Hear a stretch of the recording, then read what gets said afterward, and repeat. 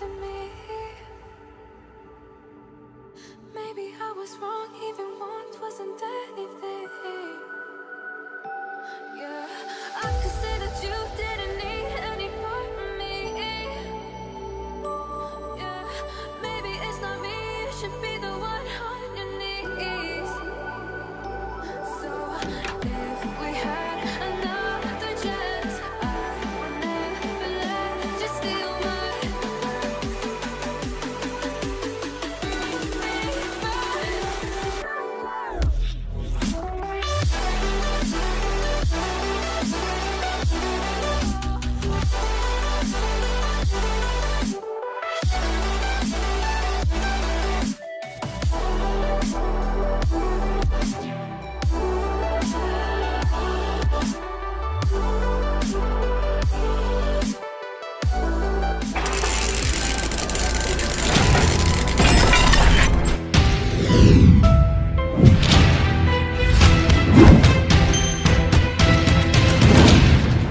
Welcome to the fray, Flak Pack.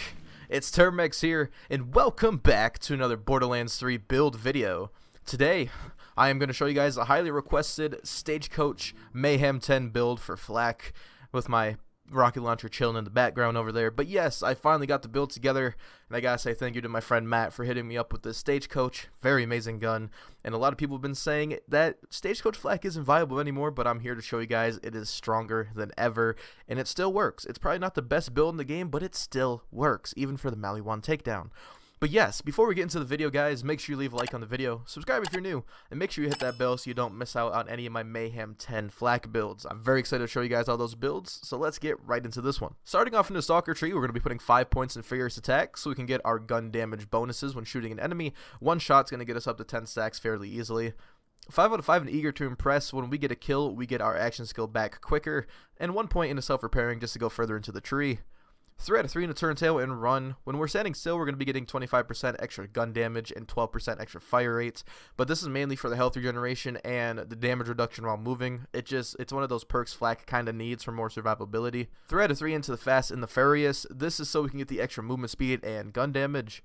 4 out of 5 in a Hidden Machine for the 25% bonus damage when we're not getting targeted, or if we're in Fadeaway. I'm pretty sure this perk got fixed. From my experience, it feels like it did, but if it didn't, let me know in the comments down below.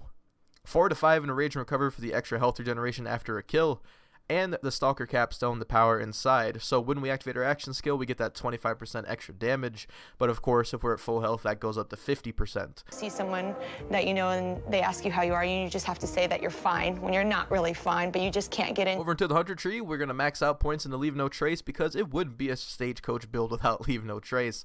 This is going to make it so we don't run out of ammo in 2 seconds, and so we can consistently shoot it without reloading. Max out Interplanetary Stalker so you get that 10% bonus gun damage per kill. This stacks up to 3 times. Max out head count so we get even faster towards our action skill when we hit a critical hit. 4 points into Hunter's Eye so we get all the bonuses. The 1 extra point is simply from our class mod. 3 points in the Big Game so our Hunter skill duration is doubled, and Hunter skill effect strengths are boosted by 30%. 3 out of 3 into the Most Dangerous Game, so we get the 25% extra gun damage and the 10% bonus crit. 1 point in the Galactic Shadow for the 15% critical hit damage. 3 out of 5 to Grim Harvest for the extra gun damage, but that is mainly so we can get our Megavore Capstone, so we can still land those crits outside of Fadeaway. And for your last 2 points, I threw them into Persistence Hunter to give us a little bit extra gun damage and a little bit more duration when we're using our Fadeaway to more line up our shots. And we do have 2 points in the Pack Tactics from our class mod. Yes, this will give us the benefits even though we're not spec'd into it. As for the Fadeaway setup, I am of course running Fadeaway along with Until You Are Dead and Unblinking Eye. Until You Are Dead is going to give us a health regeneration and movement speed that we need, and Unblinking Eye is going to improve our critical hit damage per hit while in Fadeaway. As for the pet, I went with the Gunslinger Jabber for the 5% movement speed and the 5% crit. And of course, just like all my builds on my channel, Guardian rank perks are completely going to be disabled, so there's no overkill benefits, no other benefits from all the perks themselves, or even my bonus stats. So you guys will be able to see how this build performs with its raw damage potential, and if you would choose to turn on your Guardian rank, you'll have even more damage. As for Mayhem 10, these are our modifiers. We do have Speed Demon, Healy Avenger, Laser Fair, and Buddy System. Now, Buddy System's a little annoying, but it's kind of fine. This is the most neutral modifiers we're going to get in Mayhem 10, because none of these modifiers are affecting my damage. Now, as for the gear, like I said, Matt, thank you for the Stagecoach. He's probably in the comments down below, even though he never comments, but he's like on top leaderboard in the Discord. But yes, he hit me up with this Stagecoach, and it works awesomely. I love this gun. It is so cool. And if you're wondering what skin I am using, it is the Deep Nebula. And we do have a Plague Bearer just so you guys can get your second wins and a little bit more damage when you're down. If the enemy's too far away and you can't get your second wind, this is what this gun is for. But as for the gear itself, we are going to be running a stopgap this time. Yes, we're doing a stopgap for the extra survivability because this build can take on the takedown like no other. Obviously, this is what it's famous for, and it's very good for the takedown, and the stopgap is very good to bring into the takedown.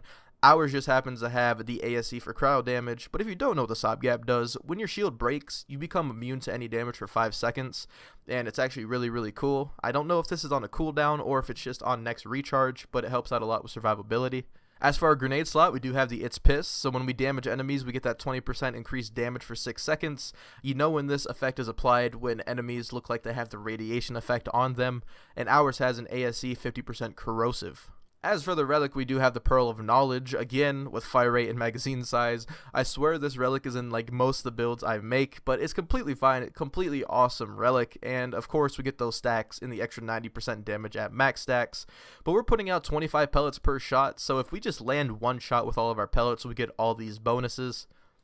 And finally, we have our stack bot. Now, our stack bot is kind of new here, and we have two different things we could do. We have a bounty hunter and a stack bot. Now I'm probably going to show side-by-side kills of Grave Ward with each of these on so you guys can get a good representation on what they do. Now I don't know which one's faster because I'm probably going to do the testing post-recording, but whatever's on screen right now, hopefully you guys can get a good estimate of which comm is better for bossing. Me personally, from not even testing it yet, I think the bounty hunter is going to be better for mobbing, but the stack bot's going to be stronger for bossing. But whatever's on screen, it's probably going to surprise me. Let me know. But I'm going to throw both of these class mods in for the PC save file so you guys can test them out, experiment yourself. But yes, we're going to be getting the weapon magazine size in the Jacob's crit from our stack bots. And over for the bounty hunter, we're going to be getting shotgun damage in Jacob's crit. But enough of the talk. I am glad I could show you guys all that. But let's go into some mobbing through Athenas.